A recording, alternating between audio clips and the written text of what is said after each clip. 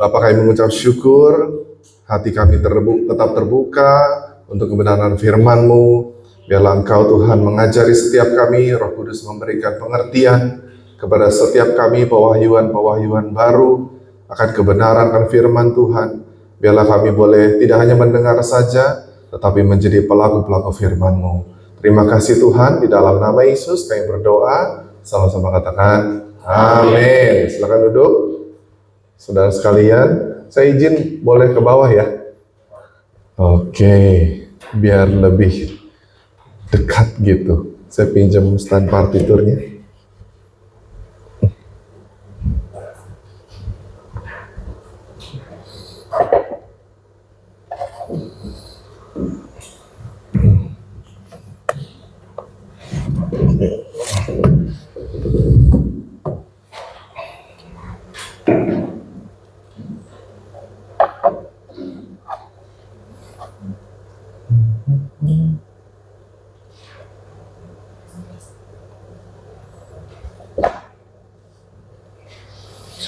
Oke, calon semuanya? Berapa banyak masih tetap semangat? Yang tetap semangat angkat tangan. Saya tahu nih hari-hari ini mendung, dingin ya.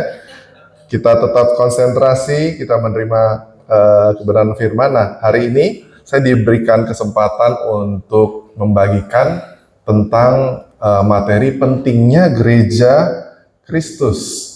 Siapa dari Bapak Ibu Saudara yang belum pernah ke gereja? Ada? Oke, puji Tuhan. Jadi semuanya sudah pernah ya. Jadi banyak orang yang mempunyai gambaran apa itu gereja gitu. Gereja itu apa sih sebenarnya? Rata-rata kalau orang ditanya gereja itu apa, mereka itu langsung membayangkan sebuah bangunan. Bangunan dengan ada salibnya, ada bangunan yang ada Tuhan Yesusnya yang disalib, gitu. Ada yang salib saja, ya.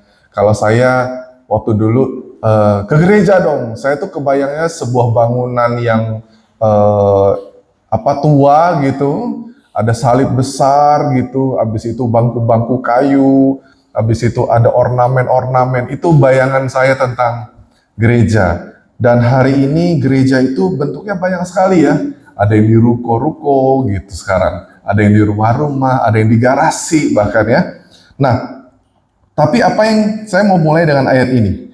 Ibrani 10 ayat 25. Nah, firman Tuhan berkata, janganlah kita menjauhkan diri dari pertemuan-pertemuan ibadah kita seperti dia dibiasakan oleh beberapa orang.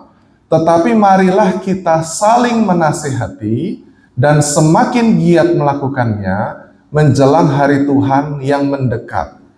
Jadi, saudara, waktu di perjanjian baru, waktu mereka berkumpul, ada yang namanya pertemuan-pertemuan ibadah yang dibiasakan oleh beberapa orang. Jadi kalau kita melihat kata dibiasakan, berarti itu regular. Ya, entah setiap hari, setiap minggu, setiap bulan, pasti setiap 2 minggu. Jadi ada sesuatu yang terus-menerus berlangsung. Isinya apa kegiatannya? Saling menasihati, semakin giat melakukannya menjelang hari Tuhan. Jadi ada ketersalingan gitu. Apakah itu bahasa Indonesia yang tepat? Jadi ada salingnya, ya. Jadi interaksi. Nah, saya mau bawa apa sih definisi gereja dari menurut kamus ya. Jadi menurut Webster Dictionary itu ada a building for public religious services and especially Christian worship. Jadi sebuah bangunan, oke? Nah, yang kedua adalah sebuah tubuh atau organisasi religi dari orang-orang percaya, ya. Jadi ada yang definisinya ada gedung, tapi yang kedua adalah tubuh, sebuah organisasi. Nah, kita mau lihat sebenarnya apa kata Yesus tentang gereja. Pernahkah Yesus itu ngomong tentang gereja? Jadi perjanjian baru mencatat Yesus itu hanya 3 kali menyebut kata gereja, cuman 3. Ya, itu pun jemaatku, bukan gerejaku. Oke? Tapi di bahasa Inggrisnya itu church, ya, dipakai kata church. Tapi sebenarnya church itu bukan kata yang disebutkan Yesus. Church itu berasal dari kata Latinnya itu kalau nggak salah, saya lupa, Kyriagos atau apa gitu ya. Jadi beda artinya beda. Nah, kita mau baca ayat Matius 16 ayat 18. Dan aku pun berkata kepadamu, engkau adalah Petrus, dan di atas batu karang ini aku akan mendirikan jemaatku, dan alam maut tidak akan menguasainya. Kata jemaatku, gerejaku, itu diucapkan Yesus itu 3 kali, dan selebihnya Yesus itu mengatakan kerajaan Allah dan kerajaan sorga. Itu disebutkan lebih dari 100 kali, ya, di perjanjian baru. Nah, di atas batu karang ini, engkaulah Petrus, dan di atas batu karang ini. Apa sih batu karang maksud dari ayat ini? Di atas batu karang ini. Nah, saudara, waktu konteks cerita ini adalah gini. Yesus tanya sama Petrus, menurut kamu aku ini siapa? Habis itu Petrus menjawab dengan yakin dan dipimpin oleh Roh Kudus. Dia bilang, engkau adalah Mesias, anak Allah yang hidup. Jadi pewahyuan tentang Yesus itu turun ke atas Petrus pada saat ini, ya. Dan Yesus langsung menjawab, dan aku pun berkata kepadamu, engkau adalah Petrus, batu karang, Petra. Di atas batu karang ini aku akan mendirikan jemaatku. Jadi upon the statement dari orang yang menyebutkan Yesus mendapatkan pewahyuan Yesus adalah Mesias, di atas batu karang itu, di atas statement itu, dia, Tuhan, akan mendirikan gerejanya. Jadi gereja itu didirikan atas bukan sebuah gedung atau sebuah bangunan, tetapi di atas seorang pribadi yang memiliki pewahyuan siapa Yesus itu sebenarnya. Dari situ baru Tuhan bisa membangun gerejanya. Jadi siapa yang membangun gereja Tuhan? Tuhan sendiri. I will build my church. Jadi gereja bukanlah sekedar ide manusia. Jadi bagaimana ya ini kita kumpul, yaudah kita bikin gereja aja deh, gitu. Jadi ide membangun gereja itu bukan dari manusia, inisiasi dari Tuhan. 3 tahun yang lalu saya mulai mengembalakan di satu gereja di Jakarta Selatan, di daerah Cilandak. Dan percayalah saudara, saya tidak pernah punya keinginan, tidak pernah punya cita-cita dan kerinduan jadi gembala dan membangun gereja. Betul ya Pak Dovi ya? Bukan cita-cita ya? Kita mau konfirmasi dulu nih ya. Jadi tidak ada kecil, aduh, aku mau jadi pendeta, akhirnya keren banget. Itu nggak ada ya. Dokter, pilot gitu ya, pengusaha itu insinyur gitu. Nah, tapi tiba-tiba, bukan tiba-tiba, sepertinya hidup ini dipersiapkan pada waktu pandemi. Tuhan berbicara secara khusus lewat juga beberapa hamba Tuhan, lewat pelayanan yang berkembang. Tiba-tiba Tuhan bilang, ini gembalakan domba-dombaku. Jadi sebuah penugasan, sebuah panggilan yang diresponi. Akhirnya saya menyerahkan diri kepada kehendak Tuhan. Karena Tuhan punya rencana. Dan gereja ini dibangun karena idenya Tuhan, bukan ide saya. Gitu. Dan hari ini saya melihat banyak hidup-hidup orang yang dipulihkan, disembuhkan, diberkati karena pelayanan yang dilahirkan. Dan Tuhanlah yang membangun gerejanya. Amin. Nah, Tuhan yang membangun gereja dan alam maut tidak akan menguasainya. Nah, ini ada fakta yang menarik. Nah, sebelumnya ini ada, ini dia. Jadi, waktu Yesus ngomong sama Petrus, kira-kira ini daerahnya, ya, daerah Banias di Kaisarea. Jadi, upon this rock I will build my church. Ini rocknya, ini batu karangnya, ya. Jadi dia itu sedang berbicara tentang sebuah.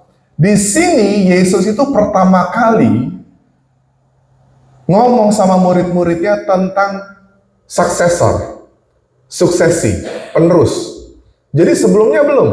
Jadi dia ngomong sama Petrus tentang legacy yang murid-muridnya itu harus teruskan. Nah, lokasinya di sini. Saya pernah ke sini waktu saya ke Israel. Jadi ini udah jadi taman ya. Jadi di pinggir sini tuh udah ada path, tempat jalan-jalannya gitu. Ada taman-taman. Nah, di atas situ Yesus ngomong sama Petrus. Nah, pada waktu itu, boleh next slide. Tempatnya kayak gini. Jadi di bawah itu ada kuil penyembahan. Kuil penyembahan, ini yang paling kiri kuil Agustus. Habis itu sebelahnya tempat penyembahan dewa Pan, Zeus, Nemesis. Jadi ini kayak kalau kita lihat mall, ya, toko berderet-deret. Tapi ini kuil berderet-deret.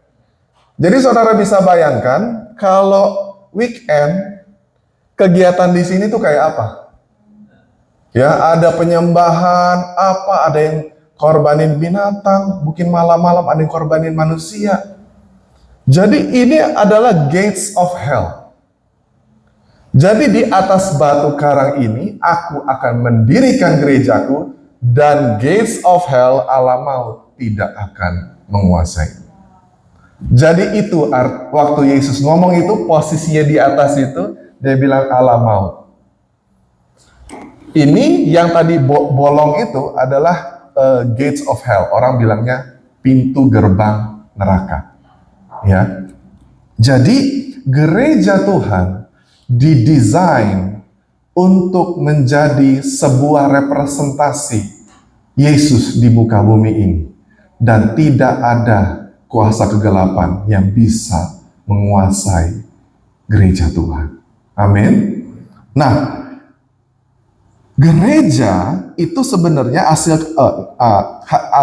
kata aslinya itu Kyriakos, tapi waktu Yesus ngomong ini, dia tidak ngomong Kyriakos, dia ngomongnya eklesia.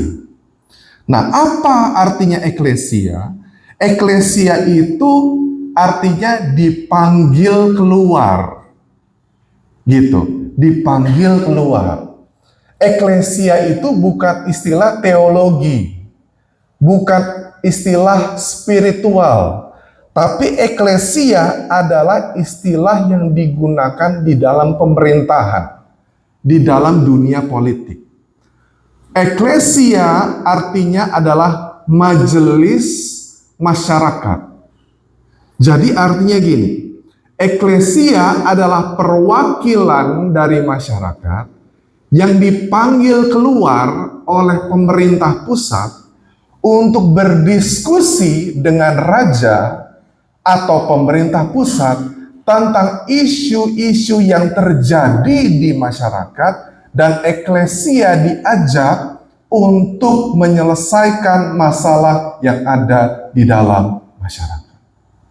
That's the real meaning of eklesia. Jadi Yesus bilang, I will build my ecclesia.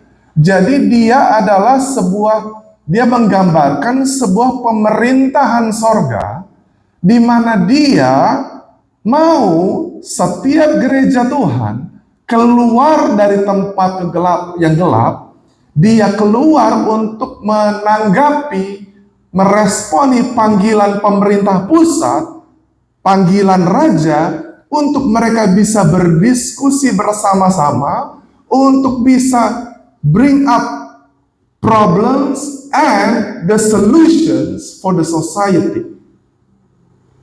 Jadi keberadaan gereja Tuhan bukan untuk eksklusif. Gereja Tuhan harus punya solusi buat problem di masyarakat. That's the church of God. Itulah gereja Tuhan yang dimaksudkan Yesus. Nah, gereja Tuhan, eklesia itu bukan organisasi, tetapi organisme.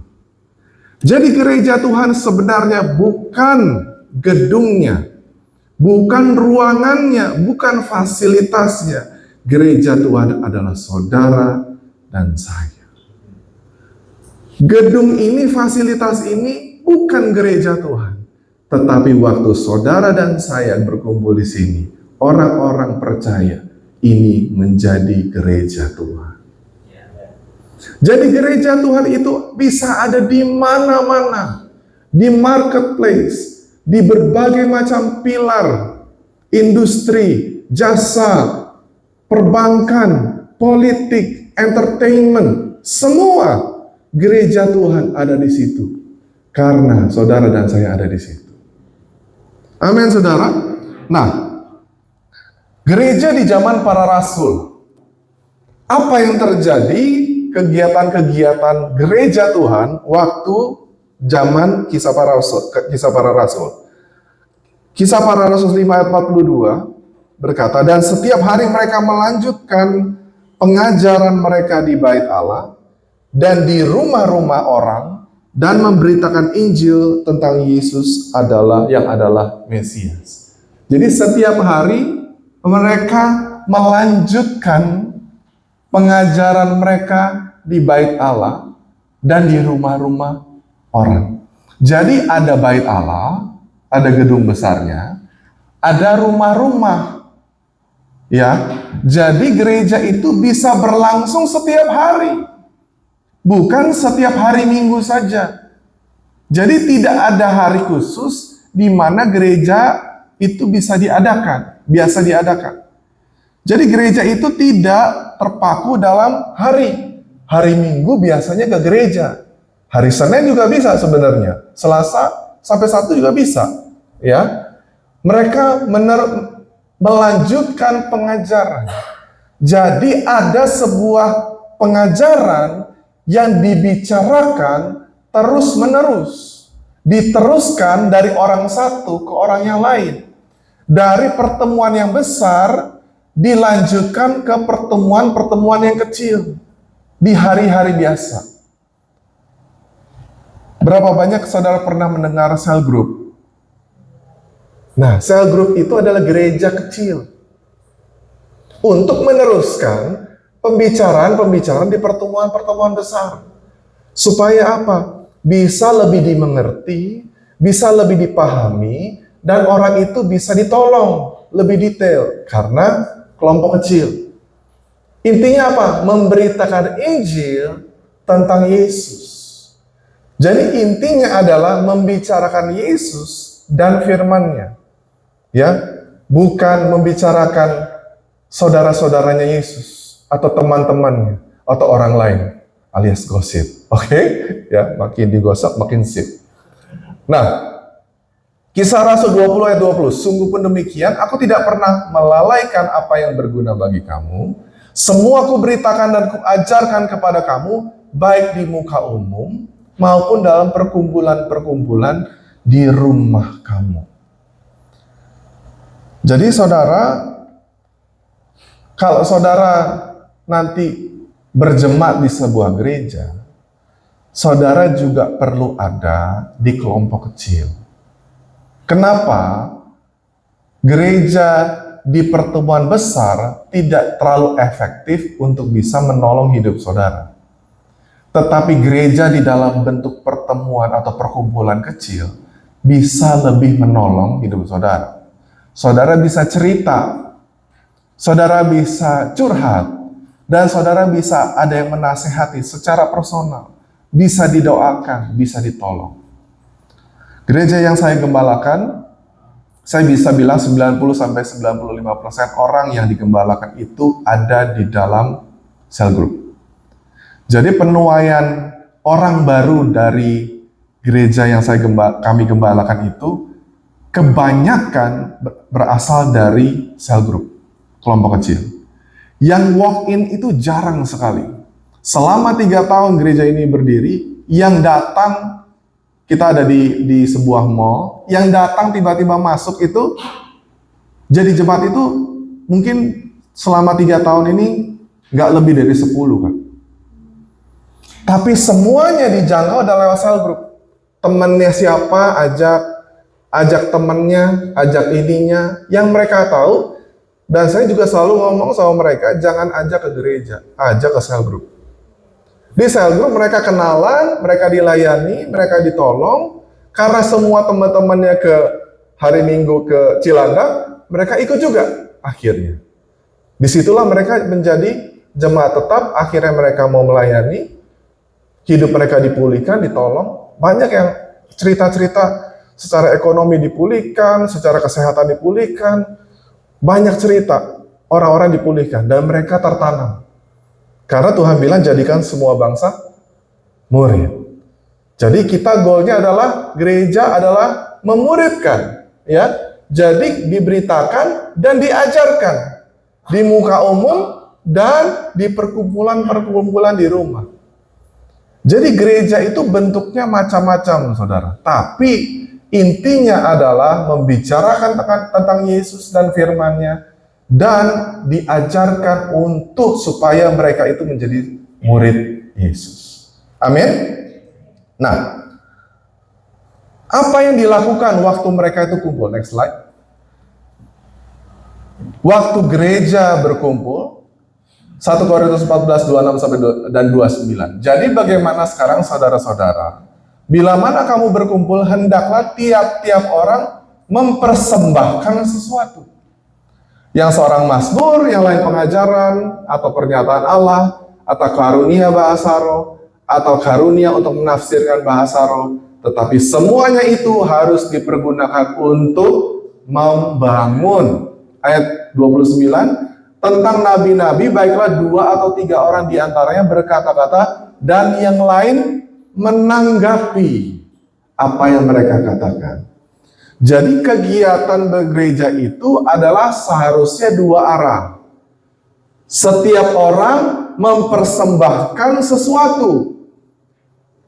Jadi saudara, di gereja itu kita datang ke rumah Tuhan, kita itu mempersembahkan sesuatu. Kita bawa sesuatu. Yang seorang mazmur, pengajar, pernyataan, karunia. Jadi intinya bergereja itu kita harus memberikan sesuatu. Ya, membawa sesuatu. Oke. Dan juga pasti waktu kita mempersembahkan sesuatu, kita menerima sesuatu. Dan ada yang menanggapi.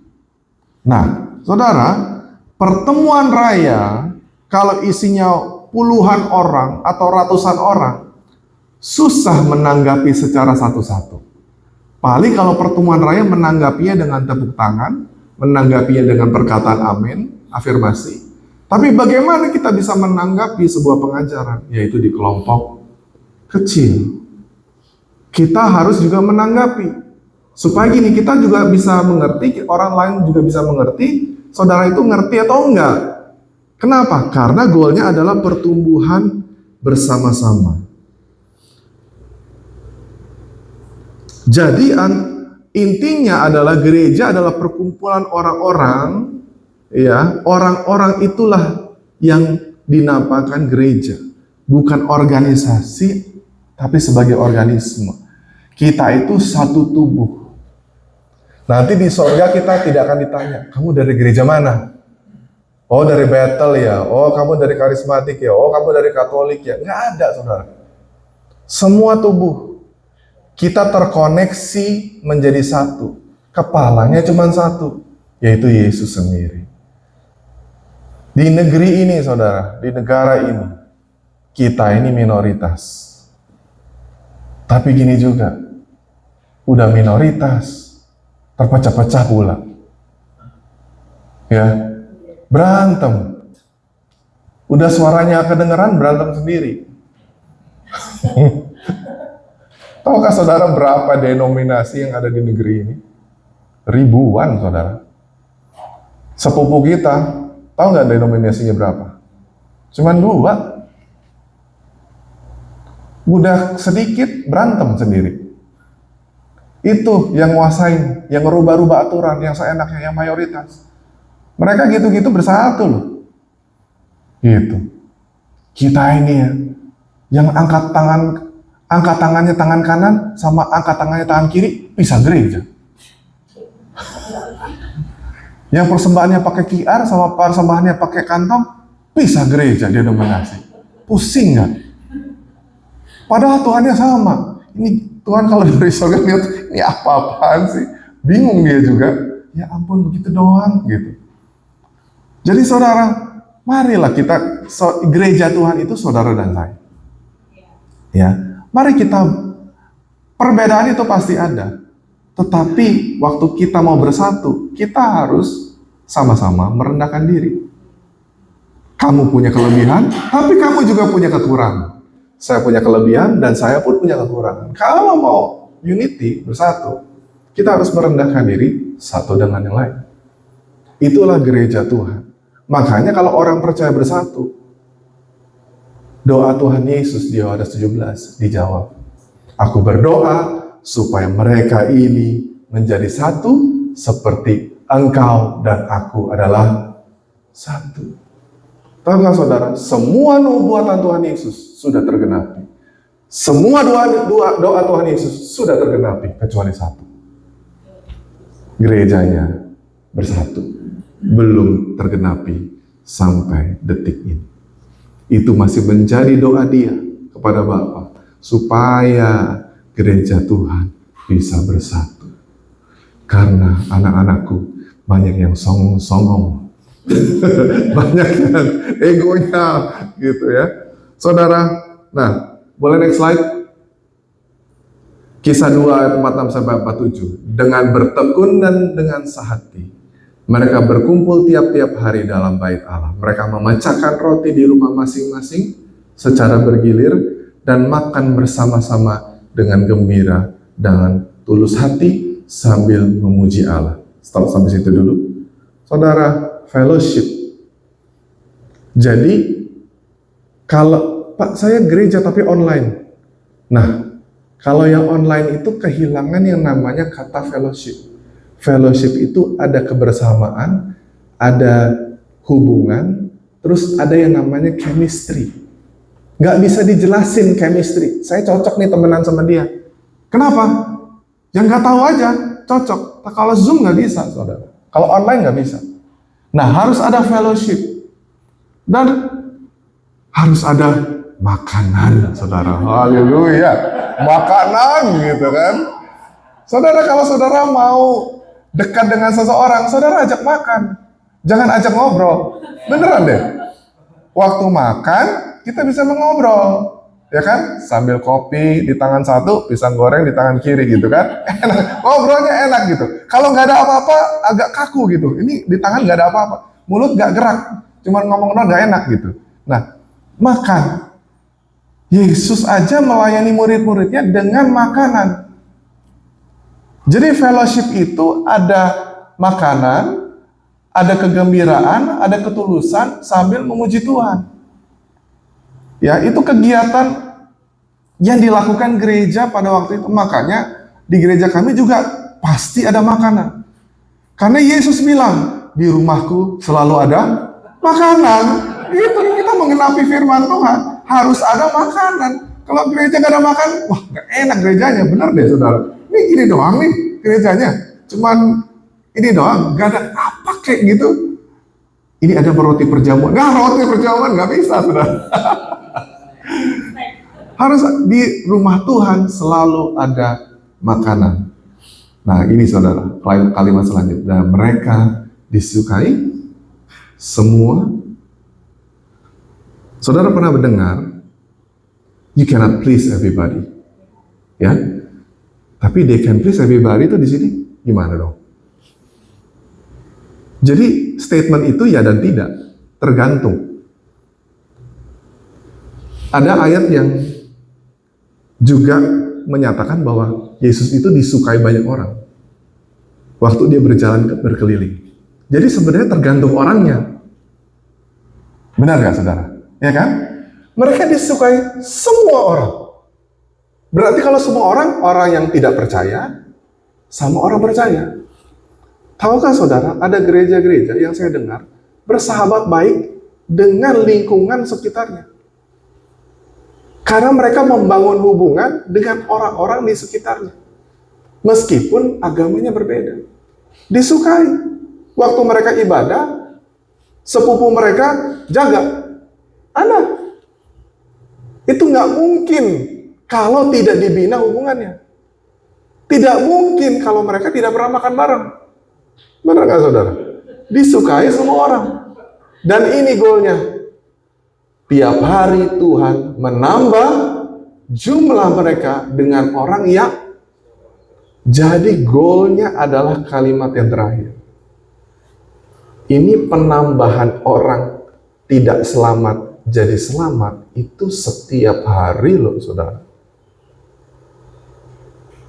Kita susah banget. Siapa yang baru pertama kali hadir di tempat ini? Satu. Kadang-kadang enggak. Habis itu kata-katanya semua jemaat yang setia. Aduh, nah, itu puluhan tahun lah, ya kan? Tapi ini nggak ada, gitu. Siapa yang mau baptis hari ini? Langsung gitu kan? Tiap hari loh. Mungkin mereka sediain langsung. Mungkin ibadahnya di pinggir Sungai Yordan kali, atau nggak tahu di. Pokoknya mereka standby tiap hari. Tuhan menambahkan. Jadi orang-orang gereja Tuhan harusnya membuat orang itu kepengen kayak gitu. Saya pengen dong hidupnya kayak kamu. Gimana caranya? Kenapa kamu bersuka cita terus? Padahal kita ada di penjajahan Roma. Kita itu di bawah penjajah. Kenapa? Kita tuh negeri yang dijajah. Tapi di dalam kesukaran begini, kalian tetap bersuka cita. Berkumpul, ada orang sembuh. Ada orang yang kasih kekuatan. Ngajar firman. Inspiring. Gereja Tuhan harus menjadi gereja yang menginspirasi orang-orang di sekelilingnya. Supaya mereka kenal Tuhan yang mereka sembah. Dan mereka mau percaya sama Yesus. Yang adalah Mesias, anak Allah yang hidup. Amin. Haleluya. Oke, saya mau ada